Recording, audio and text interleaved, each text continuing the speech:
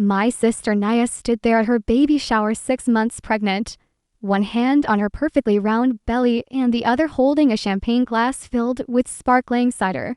The afternoon sun streaming through the country club windows caught her diamond wedding ring as she raised her glass for a toast. "At least my baby will have a father," she said, looking directly at me with that smile she'd perfected since childhood. The one that looked sweet to everyone else, but felt like a knife to anyone who really knew her.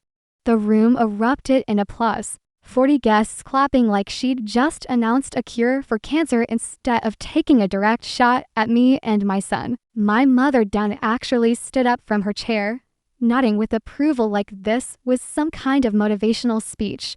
My 10-year-old son, Devin, sat beside me, his small hand finding mine under the tablecloth, and I could feel him trembling, not with fear, with something else I couldn't quite identify yet.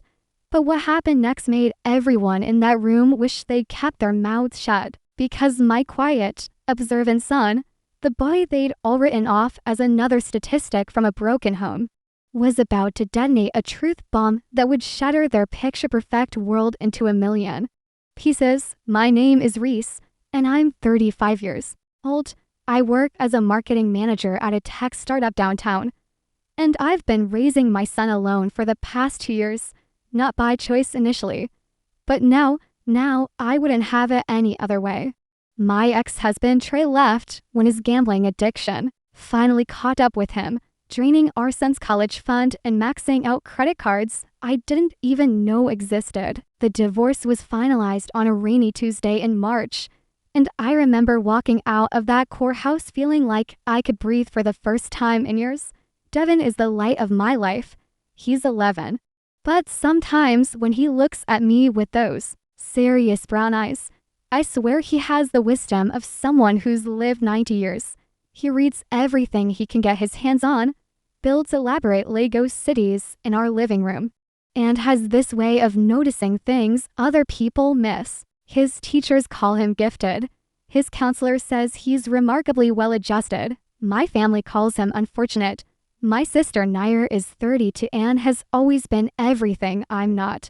She married Mike right after college in a ceremony that cost more than my annual salary. She has the kind of life that looks perfect on Instagram, the colonial house in Westchester, the brand new SUV, the designer maternity clothes that cost more than my mortgage payment. She sends out Christmas cards every year with professional photos where everyone's wearing matching sweaters and genuine-looking smiles. Mike, her husband, is 34 and owns a chain of real estate offices across the tri-state area. He's the guy who shows up to family dinners in a polo shirt and khakis, talking about market trends and investment opportunities.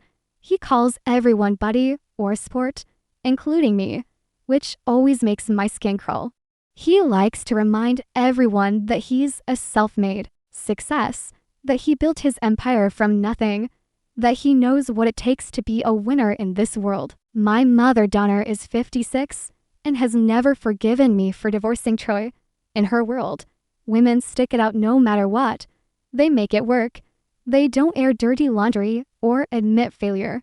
She raised Nair and me in a house where appearances mattered more than reality, where we learned to smile even when things were falling apart. She still introduces Nair as my daughter, the wife of a successful businessman, and me as my other daughter. My father, Carl, is 60 and operates on a simple principle: avoid conflict at all costs. He's perfected the art of being present, but not really there, of nodding along to whatever my mother says while retreating into his newspaper or his golf game. He taught me how to change a tire and throw a curveball, but he never taught me how to stand up to the people who were supposed to love me most. That baby shower was supposed to be Nair's crowning moment, the celebration of her perfect marriage, producing its perfect offspring. The room was decorated like something out of a magazine with pink and gold everything. There were games with prizes, a candy bar styled to match the decorations, and a cake that looked too beautiful to eat. Everyone there had been carefully selected to witness and validate Naya's success story. What none of them knew was that sometimes the people pointing fingers have the most to hide. And sometimes an 11-year-old boy can see truths that adults spend their whole lives avoiding. I should have known the baby shower would be a disaster when Mom called me 3 times that morning to remind me to dress appropriately and not make this about you. The first call came at 6 while I was packing Devon's lunch. The second interrupted my shower. The third caught me as I was trying to wrestle Devon into his good polo shirt, the one without the tiny stain on the collar that I'd been hoping no one would notice. Reese, I'm serious. Mom said through the phone speaker while I fixed Devon's collar. This is Naya's special day. She's been planning it for months. Just smile, give your gift, and try to blend in. Blend in. That had been my assigned role in the family for as long as I could remember. Be quiet while Near shined. Don't make waves while New sailed smooth waters. It had been 2 years since my divorce from Troy, and apparently, that was still the family scandal that defined me. The thing that made me someone who needed to blend in rather than stand out. The Rosewood Country Club looked like something from a movie. When we pulled up, my 8-year-old Honda Civic fell out of place between the Mercedes and BMWs in the parking lot. Devon noticed, too. Though he didn't say anything, he just straightened his polo shirt one more time and grabbed the gift bag from the back seat. You remembered the card, right, Mom? He asked, and I loved him for trying to make sure we did everything right, that we didn't give them any ammunition. I remembered everything. Baby, we're going to be perfect guests. The garden room had been transformed into what looked like a Pinterest board come to life. Pink and gold balloons formed an arch over the gift table where presents were already piled high. Messengers wrapped in lace held pink roses and baby's breath. A banner reading, "A little princess is on the way," stretched across one wall in glittering letters. There were even those elaborate centerpieces on each table, the kind with floating candles and pearls that probably cost more than my weekly grocery budget. About 42 guests were already mingling when we walked in, their voices creating a buzz of excitement and anticipation. I recognized most of them immediately. There was Mrs. Peterson from Mom's church wearing her Sunday best, even though it was Saturday. Mike's mother, Gloria, was holding court near the dessert table, her thick Connecticut accent carrying across the room as she told anyone who would listen about how excited she was to finally be a grandmother. Naya's book club friends clustered together near the windows, all of them in sundresses that looked coordinated without being too obvious about it. Remember what we talked about? I whispered to Devon as we paused at the entrance. If anyone says anything that makes you uncomfortable, just squeeze my hand twice and we'll take a break outside. I know, Mom. But I'm okay, we're okay. He said it with such conviction that I almost believed him. Almost forgot that last week he'd come home from school asking why his cousin-to-be would have something he didn't, a dad. My relationship with Nir had always been complicated, shaped by years of comparison and competition I never asked to be part of. Growing up, she was the straight A student who made the honor roll every semester. Without trying, I was the B student who stayed up until midnight to pull my grades up. She was the one who dated the captain of the football team and went to prom in a dress that made her look like a princess. I went with a group of friends and left early to watch movies at someone's house.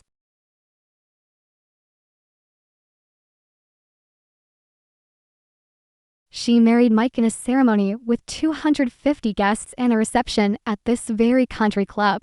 I married Troy in a courthouse wedding with just our parents and his sister as witnesses. But here's what the family photos didn't show. I was happy in my simple life until Troy's addiction turned it into a nightmare. Naya might have had the big wedding, but I'd had real love, at least for a while, and when that love turned toxic, I had the strength to leave. That had to count for something, even if my family didn't see it that way. Mom greeted us at the door with her practice smile, the one she used for church functions and family photos. She was wearing a new dress, pale yellow with tiny flowers, and her hair had been professionally styled that morning. Reese, you made she said, as if there had been any question. And Devin, don't you look handsome? She leaned in closer, lowering her voice so only I could hear. Try to be happy for your sister today. This is her moment. Don't ruin it with any of your drama. My drama, as if existing as a divorced single mother was something I performed rather than simply lived. The trouble started during the gift opening. Though looking back, I should have seen it building from the moment we sat down. Nair was center stage, positioned in a throne-like chair decorated with ribbons and miniature baby bottles. She glowed in her floral maternity dress. A designer piece she'd made sure to mention cost $800 when she'd shown it to me last week. Mike stood behind her chair, his hands possessively placed on her shoulders, playing the part of the devoted husband like he was auditioning for a commercial. Oh, this one's from cousin Jonna Nair, squealed, holding up a silver box tied with an enormous bow. She made a show of opening each gift, holding items up for everyone to admire, while her friend Bethany dutifully wrote down who gave what for the thank you cards. A designer breast pump from Mike's mother, a $1,000 stroller system from her book club, each gift more expensive than the last, turning the whole event into some kind of wealth parade. Then she got to mine.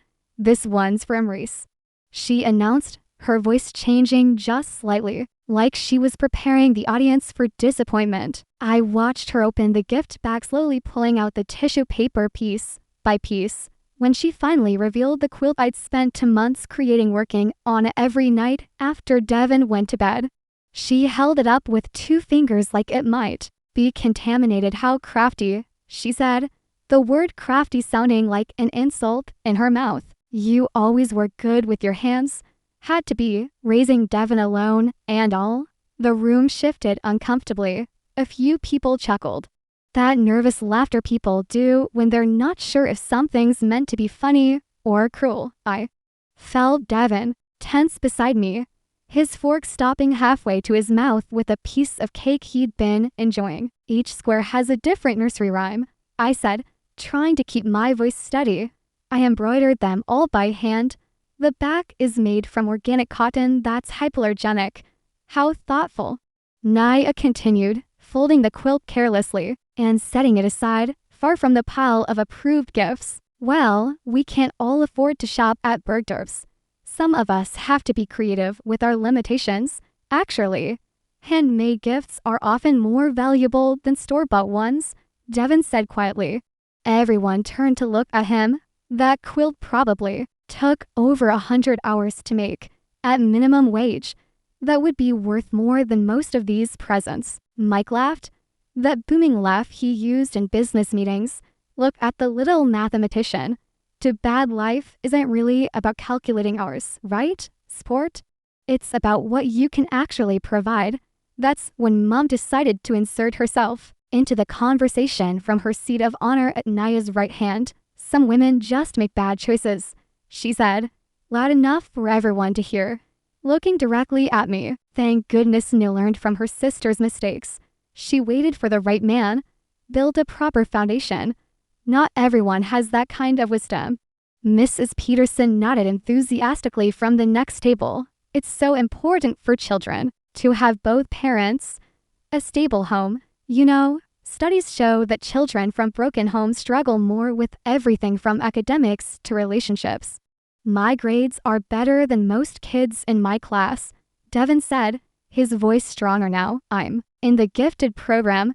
Of course you are, sweetie, Naya said with exaggerated sympathy. You're doing the best you can with your circumstances. It's just that children need male role models, someone to teach them how to be strong, how to be providers. She stood up then, cradling her belly with both hands in that performative way she'd adopted since the pregnancy began. I just feel so blessed, she continued, her voice taking on a theatrical quality. At least my baby will have a father, someone to teach him how to throw a ball, how to tie a tie, how to be a man, someone who'll be there for every birthday, every baseball game, every important moment. Not everyone can give their children that complete family experience. The room burst into applause.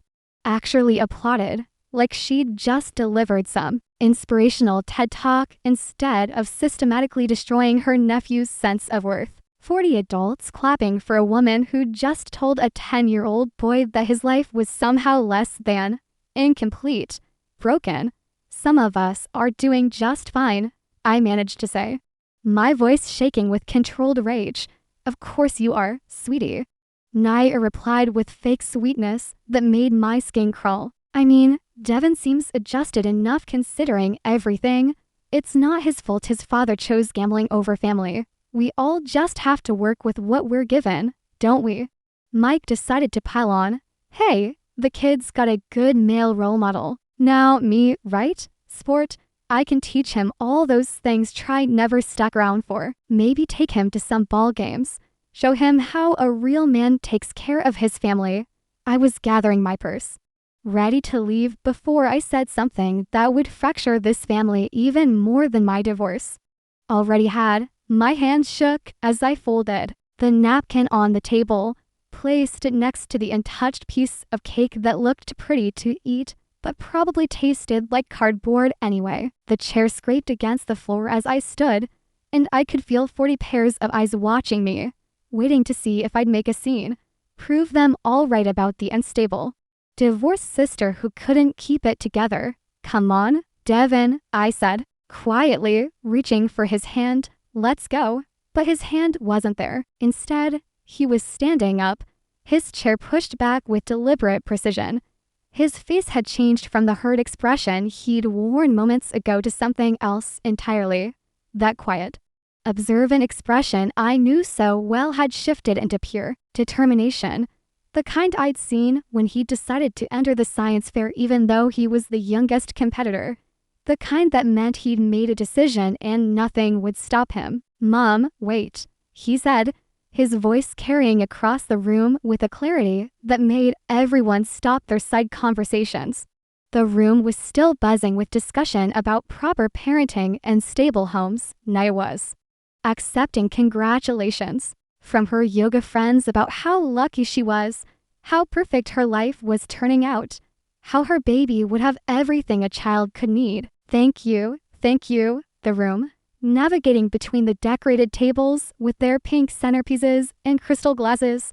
He stopped right next to the gift table, where all those expensive presents were piled high, looking small, but somehow commanding attention. At first people thought it was cute, the little boy from the broken home wanting to say something sweet to his aunt, probably to apologize for his mother's attitude or to congratulate Naya properly. Mom smiled indulgently. What is it, sweetheart? Do you want to say something nice to Aunt Naya about the baby? Actually, Grandma, I have a question, Devin said, turning to face Naya directly.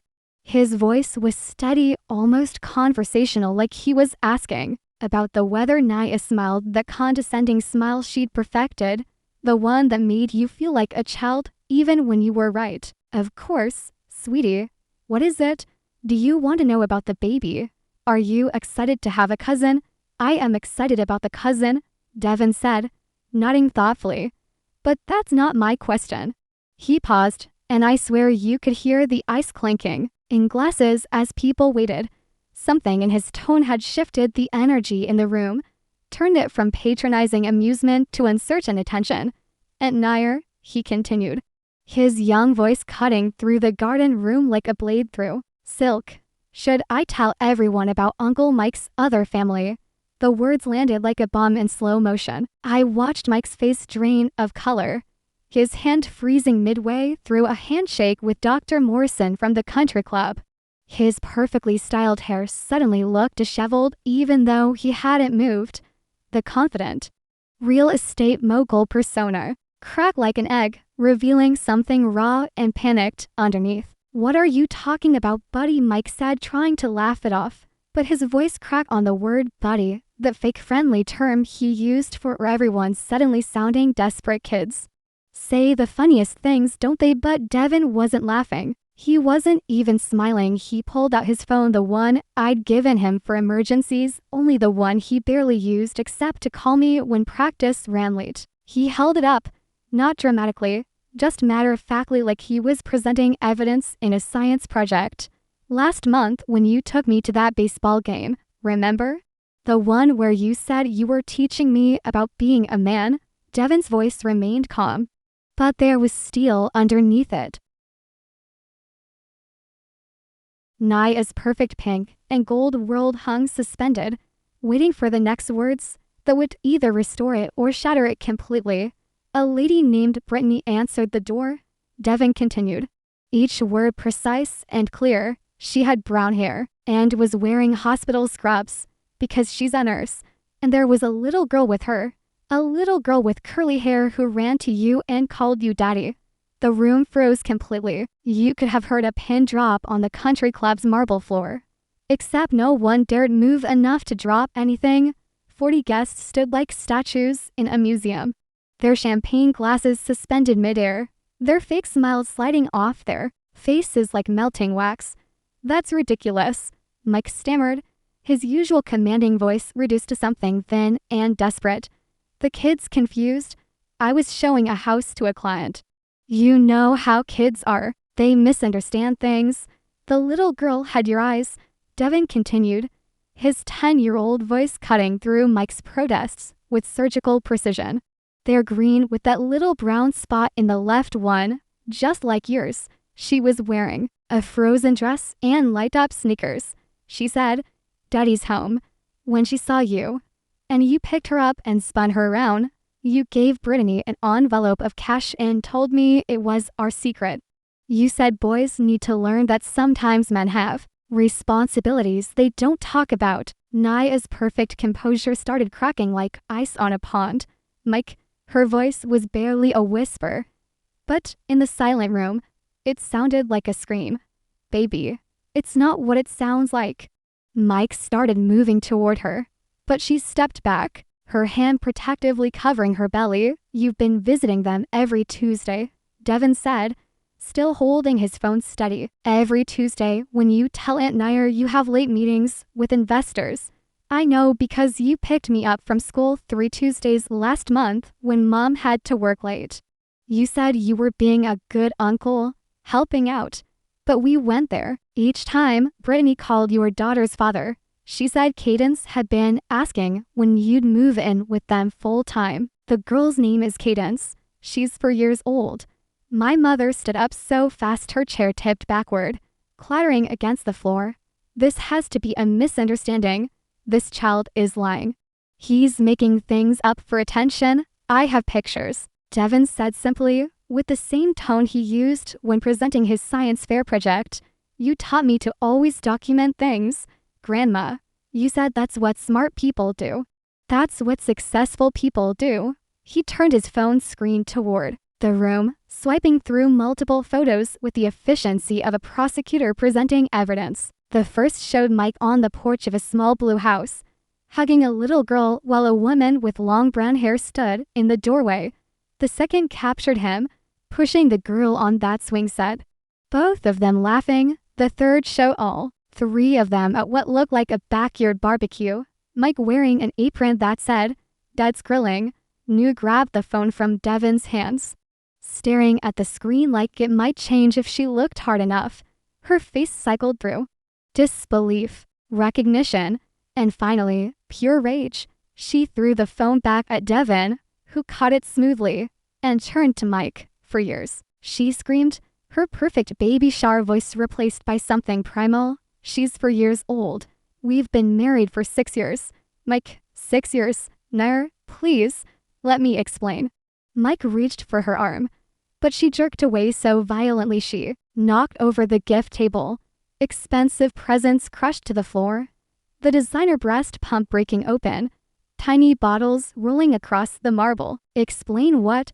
"That you have another child, that you've been living a double life, that every Tuesday, when you said you were building our future, you were with them." Mike's mother, Gloria, let out a wail that sounded like a wounded animal. "This can't be true, Michael. Tell them it's not true. The little girl goes to Riverside Elementary," Devin added quietly. "She's in pre-K. Her favorite color is purple. She has a cat named Whiskers that Uncle Mike bought her for her 3rd birthday. I know because she told me all about it when he was inside talking to her mom.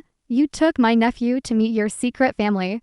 Naya's voice broke completely. She grabbed the nearest thing, a crystal vase from the destroyed gift table, and hurled it at Mike.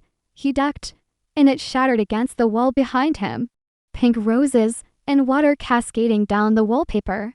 The perfect baby shower dissolved into complete chaos. Mike's business partners were backing toward the exits. The book club women were either recording on their phones or pretending they weren't.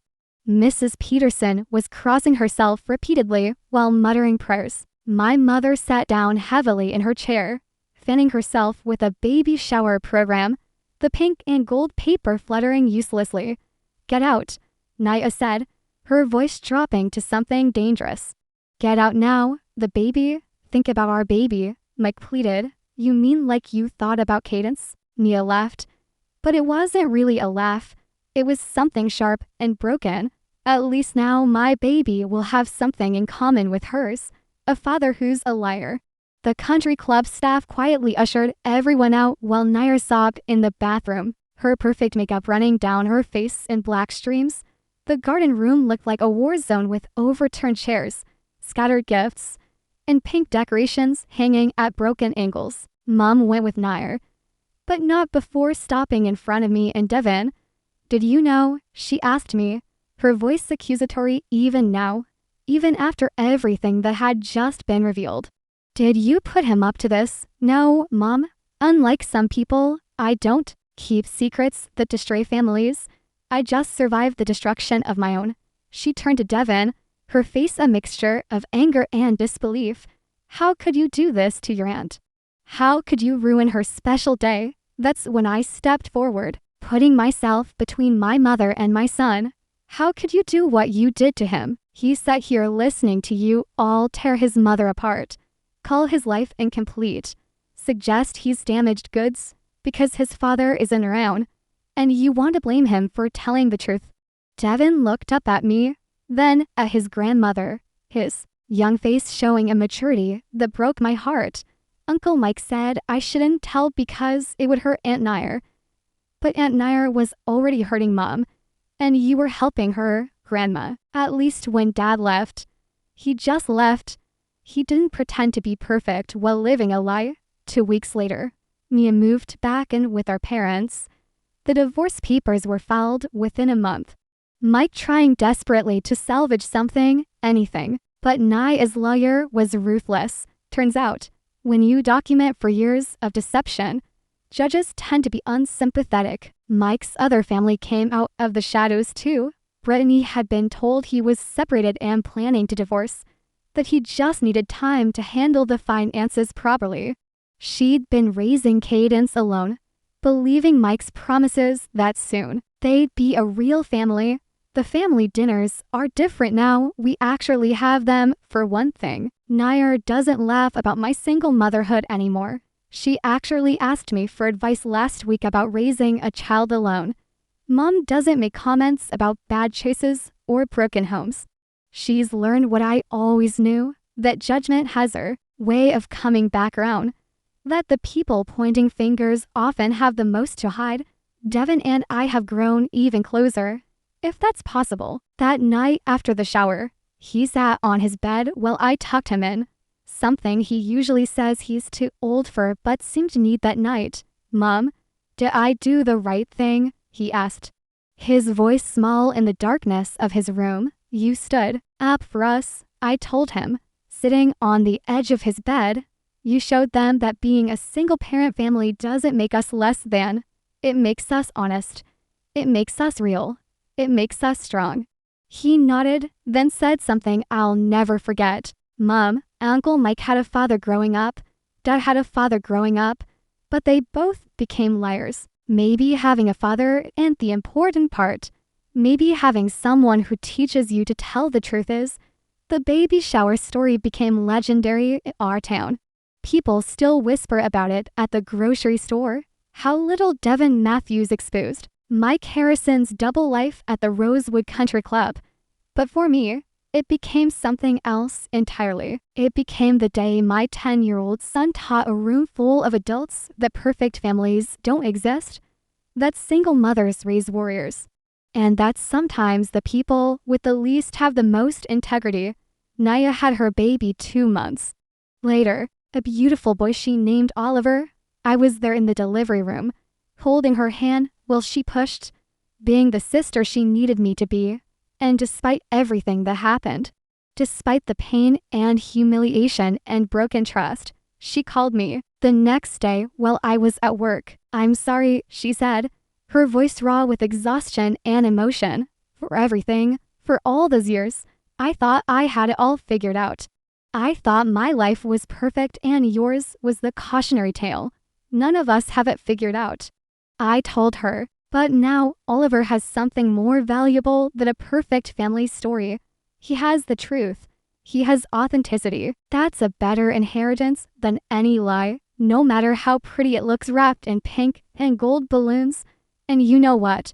Devin and Oliver are inseparable now. My son is the protective older cousin, teaching Oliver about dinosaurs and planets, and all the things that fascinate him. He's showing Oliver that families come in all shapes and sizes, and that love isn't measured by who's present, but by who shows up with honesty and stays with integrity. Do subscribe.